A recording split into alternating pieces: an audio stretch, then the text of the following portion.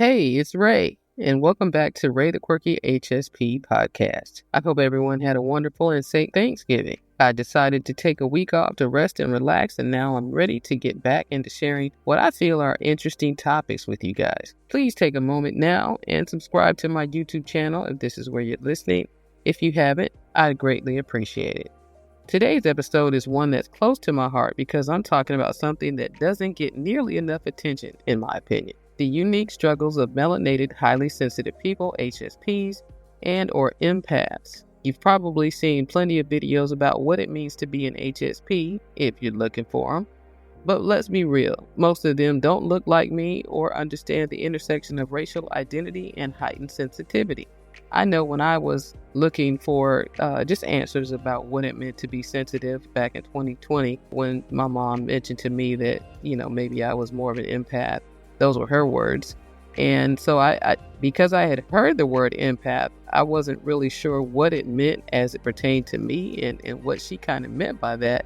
So, of course, I turn to the internet and I go to YouTube and I just start looking up, what does it mean to be an empath? And unfortunately, I didn't see a whole lot of content that was created by people who look like me.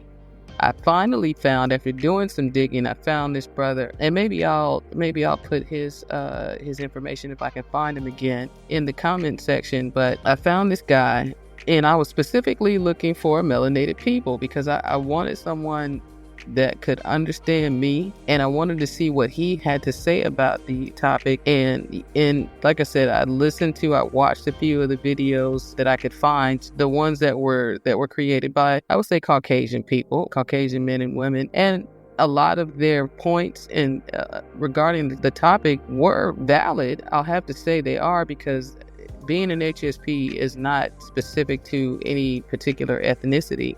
There's a lot of those traits that we all have in common, but I wanted to just hear it from the standpoint of somebody who looked like me. So that being said, in this episode, I'm going to share 10 struggles that only melanated HSPs or empaths can truly relate to. These are the experiences where our sensitivity and cultural identity collide in ways that are rarely discussed. So if you've ever felt like a mainstream HSP content that you've seen online didn't quite capture your experience, you're definitely not alone. So let's dive into these struggles and explore why being a melanated HSP is a different kind of challenge, one that deserves recognition. All right, welcome back, friends.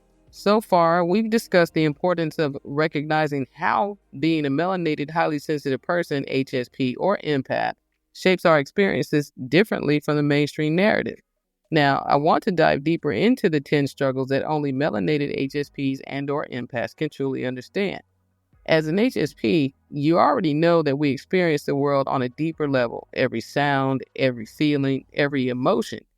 But when you layer that sensitivity with the reality of being melanated or a person of color, things change. The way we interact with the world, how we handle stress, and even how we express ourselves can be entirely different. So let's jump into these 10 struggles, and I'm going to give you a deeper look at why being a melanated HSP is such a unique experience. Number 1, navigating microaggressions. As a melanated HSP and or empath, we're especially attuned to subtle changes in tone, facial expressions, and body language. Microaggressions are these seemingly small, often unintentional comments or actions that reinforce stereotypes or treat us as other, quote unquote. For example, when someone comments on how articulate we are or assumes we're angry just because we're speaking passionately, it stings. I've been called articulate my entire life by people who don't look like me. And then my first thought when they say that is, well, you are too, but I didn't feel the point to, or the need to have to point that out to you.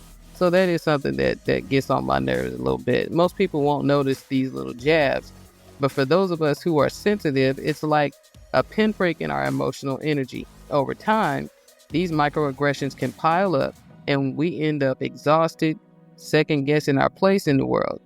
Imagine having to walk spaces already on guard, knowing that you might be subjected to these little cuts that chip away at your peace. Something to think about. Number 2, the pressure to be strong. There's this overwhelming pressure in many communities of color to be resilient, unwavering, and constantly strong. It's ingrained in us, often from a young age, that showing emotion or vulnerability is a sign of weakness. As a melanated HSP and or empath, it's incredibly difficult to live up to these expectations. We feel deeply, but we're told that it's not okay to show it. When we do express our sensitivity, we're often met with statements like, "You're too emotional," or "Stop being so sensitive." I've heard it my entire life, and I'm so fucking over it. And it's not just a personal preference, it's a societal norm. This can create a sense of internal conflict. We want to honor our emotions and sensitivities, but at the same time, we don't want to disappoint the people who rely on us to be strong. This struggle can sometimes make us feel like we're stuck between two opposing worlds. Number 3, feeling overlooked in HSP or a highly sensitive person conversations. One of the most frustrating things for me as a melanated HSP and empath is that the conversations around being an HSP are overwhelmingly dominated by white voices. Like I said, if you look online and you just look up what it is to be an HSP, you're going to find a whole lot of those videos. Just take a look for yourselves. I love the HSP community that I'm learning about, but we don't often see content that addresses the unique challenges that come with being both highly sensitive and melanated. Our cultural identity isn't often woven into the traditional narrative. For instance, an HSP video might discuss the overwhelming effects of bright lights or loud noises, but it won't necessarily acknowledge how we, as people of color, are constantly navigating systemic oppression or how that impacts our emotional sensitivity. The intersections of race and sensitivity create a different experience, and it's time our voices are heard in this space too. For example, I work in the South, and I've worked, even if you're not in the South, but I've had people on my job that have, accused me of things, or you can kind of tell, even just growing up in the South. And we all have to understand and recognize that racism does exist. But somehow we're supposed to, or I feel, it seems like it's an unspoken rule that for us to bring up, for someone of a person of color, that we're to bring up how they feel about being racially discriminated against. It's a look, it's a conversation, it's a tone that you'd have to be in this skin to recognize. And I have on my own even pointed it out to my employer or to management at my job, and it's kind of just looked over. There's no conversation about it, and I think that that's unfair. But that's corporate America. I'll leave that alone for now. Number 4, the emotional weight of racial injustice. I guess I didn't leave it alone. As HSPs, we feel things deeply, but when it comes to racial injustice, it's not just about emotional overwhelm. It's about taking on the collective pain of our communities. The news stories, social media posts, and even casual conversations about racial injustice can hit us harder than most. We aren't just processing the emotional shock of seeing people who look like us suffer. We're also carrying the generational trauma of systemic racism. Every time there's an act of violence against us or a person of color, it's personal for us. And the emotional weight we carry doesn't disappear after the news cycle moves on. We still have to go to work. Those of us that live in the South, we have to deal with people, as I just got through saying, who don't really have our best interests at heart, who want our jobs because, that white privilege is real. And this may be taking another tone, but I think that it all is woven in together with how we as HSPs and empaths, how we feel it. And I think if you're a melanated person in the South, even if you're not an empath or an HSP, you can relate to what I'm saying. This heavy emotional load can sometimes feel like too much for one person to bear.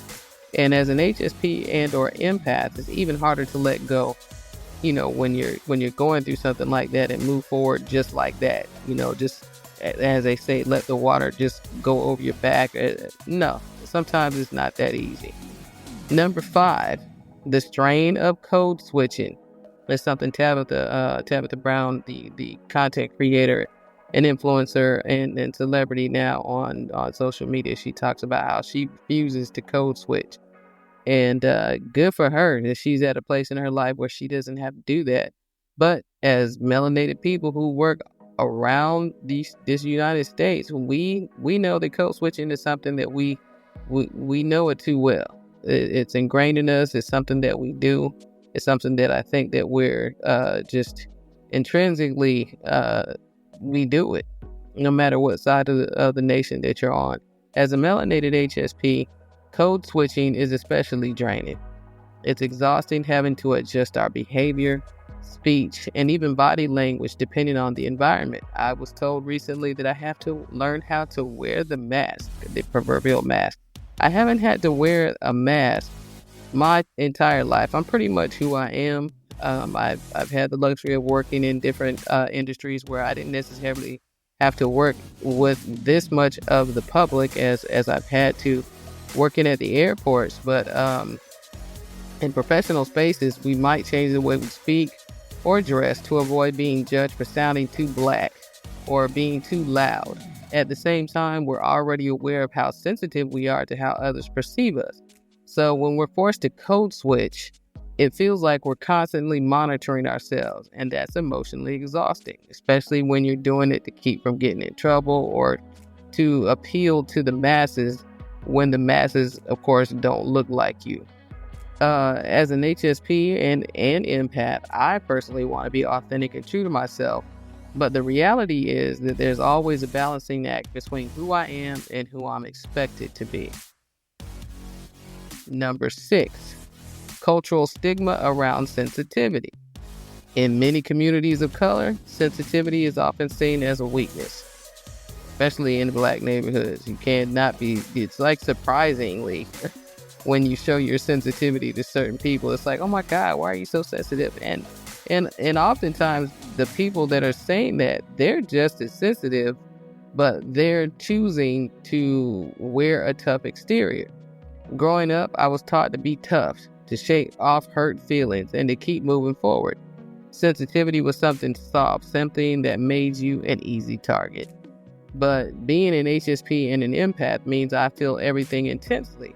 My emotions, others' emotions, the energy in the room, and that's just not something I can switch off. For melanated HSPs and empaths, it can feel like we don't belong in either world. Not tough enough to meet cultural expectations, but too sensitive to feel validated in the wider HSP community. This internal tension can lead to a lot of self-doubt because we're constantly questioning if we're doing too much or doing enough, rather, to honor our cultural identity while also embracing our natural sensitivity. Number 7, feeling isolated in our sensitivity. One of the hardest parts of being a melanated HSP is the isolation. Not only do we feel isolated within our cultural communities for being sensitive, but we also feel like outsiders in the mainstream HSP and empath community because our lived experiences are different. Sometimes it feels like no one truly understands the full weight of our sensitivity because it's shaped by our racial experiences. These isolations that we can put ourselves in can be incredibly lonely, especially when you're trying to process intense emotions that others can't relate to. As an HSP, I know how important it is to connect with others who truly understand, but the reality is finding those connections can feel like searching for a needle in a haystack.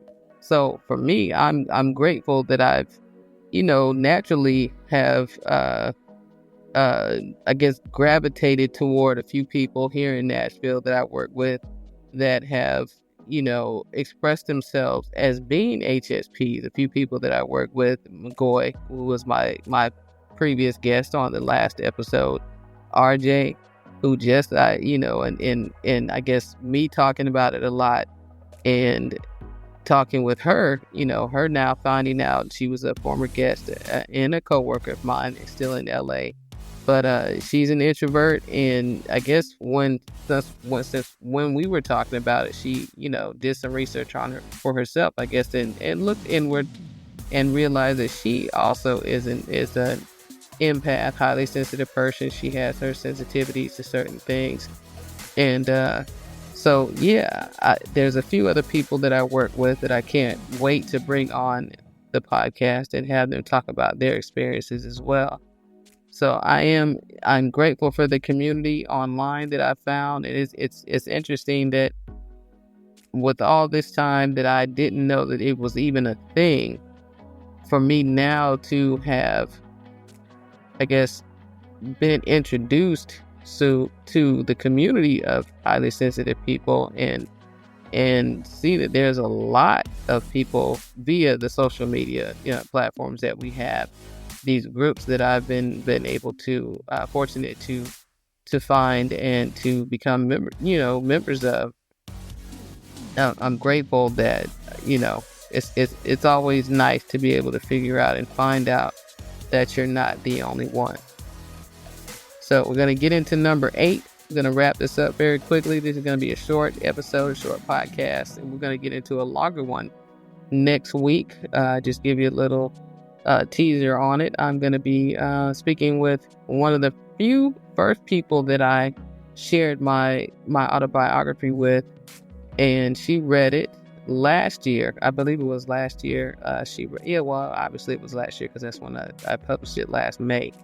And right after that, I gave it out to a few people, and she and I have been missing one another, especially after I moved here. So I've been here now in Tennessee for about 8 months now, and I've been asking, not really hounding, but I feel like I've been hounding her and trying to get her to do a podcast with me and share her thoughts on my book, because it seemed to, when I saw her when we worked together, she just conveyed that it touched her emotionally in some areas, and I've been very, very curious to know, how my book touched her. And so she has agreed to come on and interview me, I guess, and ask me some questions about my book. I'm gonna just see how the podcast flows, and not put any type of format on it. But I can't wait to speak to someone and get their take on my book.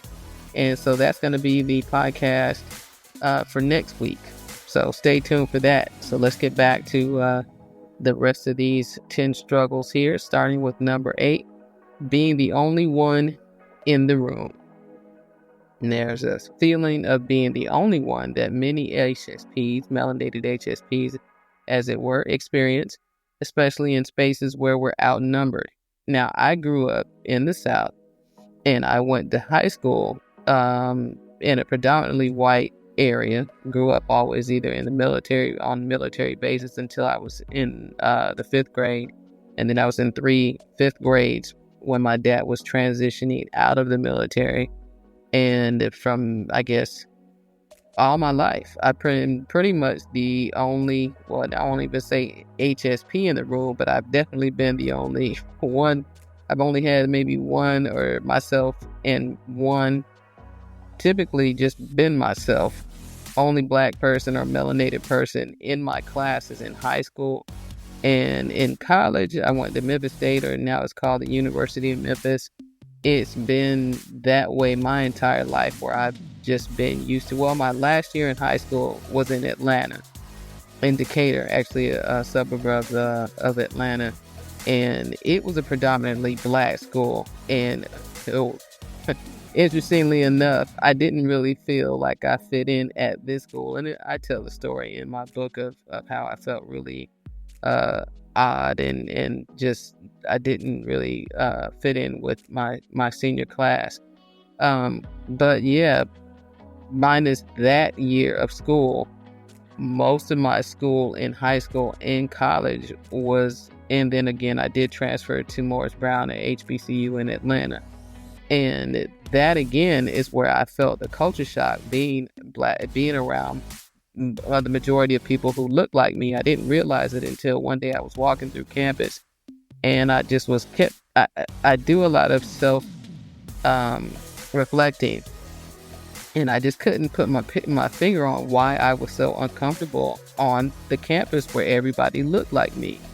And culture shock just came to me, like, I am having a culture shock. I'm around people who look like me. I should be comfortable, But because I guess I've been around people who didn't look like me, and that was my norm in school, sitting in classrooms where everybody's white and I'm the only black person in the class, that became my normal until, like I said, my senior year in high school, where everybody was pretty much black. And I think there was maybe 2 white people in the whole school.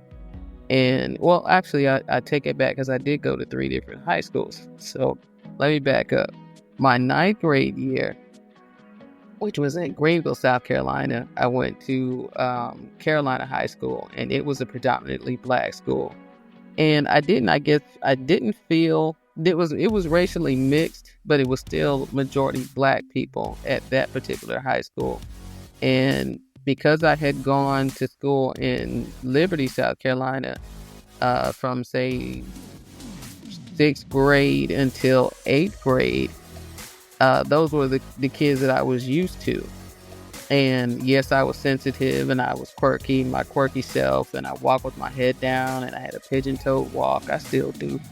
And so then I transferred to when my parents got divorced, and my mom let me move in with my father. My 9th grade year and half of my 10th grade, I was going to a school that was predominantly black until I moved back to Liberty area. The middle of my 10th grade year and all of my 11th grade year, I was back around the people that I had been around since, like I said, since the 6th grade.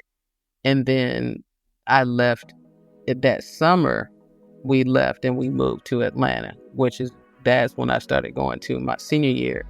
And that was a predominantly black school. And then I left high school and went to the University of Memphis, or back then it was called Memphis State. And it was like 27,000. It's a state school, but it was still a very large university. And it was about, I think back then, the population was like 27,000 students. And the percentage of melanated people on campus was only, we're talking 1990. So I think the number of black students on campus was maybe 14%.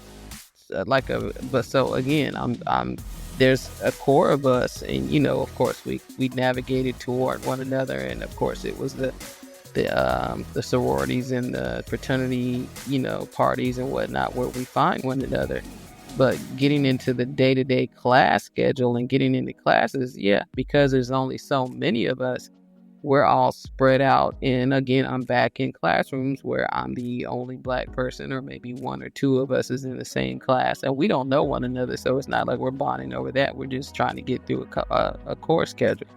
So I digress. I got off on a tangent, but whether it's at school, whether it's at work or social gatherings, being the only person of color in a room can be daunting enough.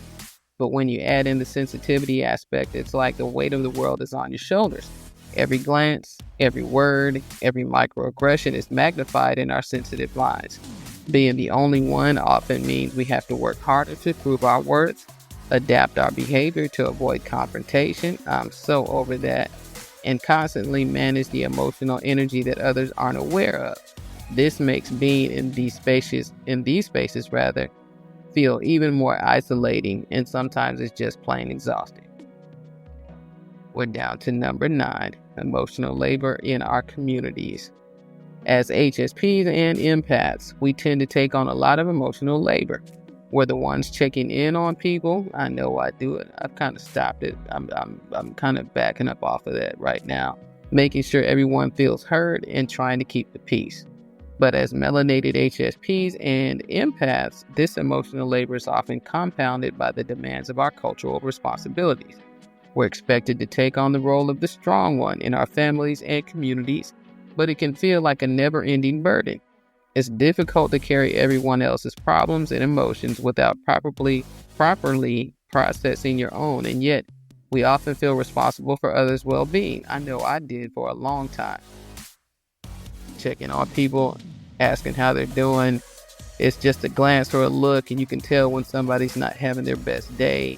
And before you know it, you're taking on their issues. You're finding out all that's going on with them, and you're offering your whatever. You're offering your time, you're offering your resources, you're offering, your ear to listen. And again, all of that can be draining in some way, especially if they're not pouring back into you. Then you start to feel resentful, and I have to admit that I found myself in those places, and I couldn't blame it on anybody else because it's not like they asked me to do it. And I think people do recognize when you're a giver, and people recognize when you're emotionally available, and whether they do it on purpose or not, they put themselves first.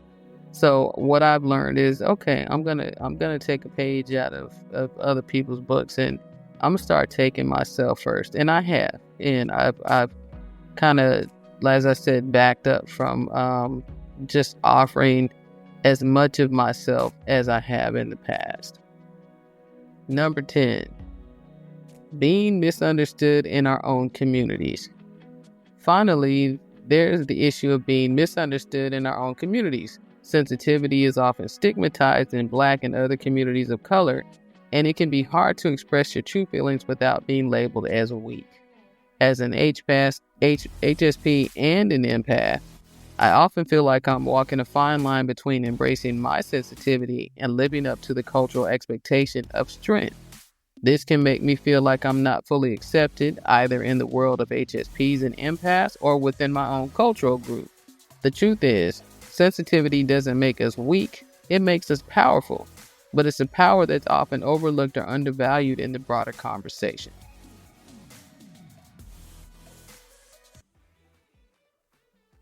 So if you're still rocking with me, these are just 10 of the struggles that melanated HSPs and empaths face. But here's the thing. Our sensitivity is not something to be ashamed of. It's what makes us unique, and it's what gives us the power to connect deeply with others. So whether you're an HSP or empath, or you're just learning something new about us today, remember this. Our sensitivity is a gift, and it's time we embrace it. Don't forget to subscribe, like, and share this with anyone who could benefit from hearing this message. Visit me at theresaRaye.com. That's the number 3 SARAYE.com for more resources and real talk. Thanks for tuning in, and I'll catch you in the next episode.